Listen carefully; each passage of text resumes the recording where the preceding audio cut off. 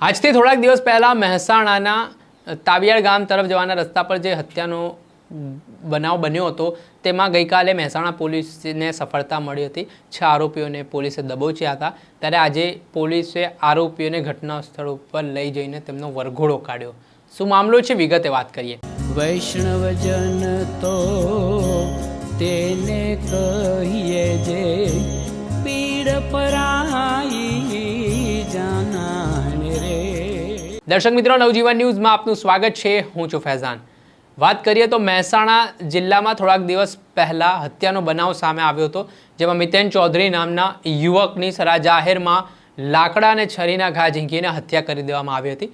આના પગલે સમગ્ર વિસ્તારમાં કાયદો અને વ્યવસ્થાની સ્થિતિ સામે પણ સવાલ ઉઠ્યા હતા। આ ઘટનાની ગંભીરતાના પગલે મહેસાણાના એસપી હિમાંશુ સોલંકી દ્વારા તાત્કાલિક તપાસના આદેશ આપવામાં આવ્યા હતા, જેને લઈને એલસીબી, એસઓજી, ફલ્લો સ્કોડની ટીમ છે તે તપાસના ધમધમાટમાં જોડાઈ હતી ને આ ઘટનામાં સંડોવાયેલા આરોપીઓને ગણતરીના કલાકોમાં, દિવસોમાં ઝડપી પણ પાડવામાં આવ્યા હતા, જેમાં કોંગ્રેસના મહિલા ઉમેદવારના પતિ અને તેના સાગરીતો દ્વારા ઘટનાને અંજામ આપવામાં આવ્યો।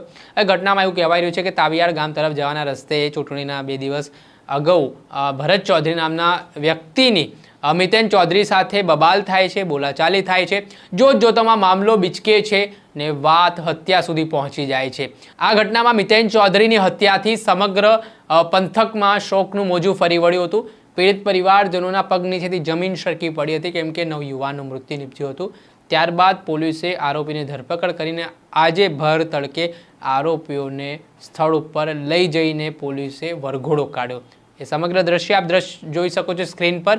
જે રીતે આરોપીઓ માફી માંગતા નજરે પડી રહ્યા છે, પરંતુ જે કૃત્યને તેમણે અંજામ આપ્યો છે તેમની સામે હવે આકરી કાર્યવાહી કરવામાં આવી છે। પોલીસ દ્વારા નિવેદન આરોપીઓને નોંધવામાં આવ્યા, એક કડીઓ મેળવવામાં આવી રહી છે ને કેવી રીતે હત્યા કરવામાં આવી હતી, શું કારણ હતું હત્યા પાછળનું, તે તમામ વિગતો મેળવીને હવે મજબૂત પુરાવાઓ એકત્ર કરીને આરોપીઓ સામે કડકમાં કડક સજા થાય તેવા ઉદ્દેશ્ય સાથે પોલીસે હવે કાર્યવાહી હાથ ધરી છે। દર્શક મિત્રો, આ ઘટનાથી જોડાયેલા પડે અપડેટો આપના સુધી પહોંચાડતા રહીશું। આવી ક્રાઇમથી જોડાયેલી સ્ટોરી જોવા માટે નવજીવન ન્યૂઝ જોતા રહો।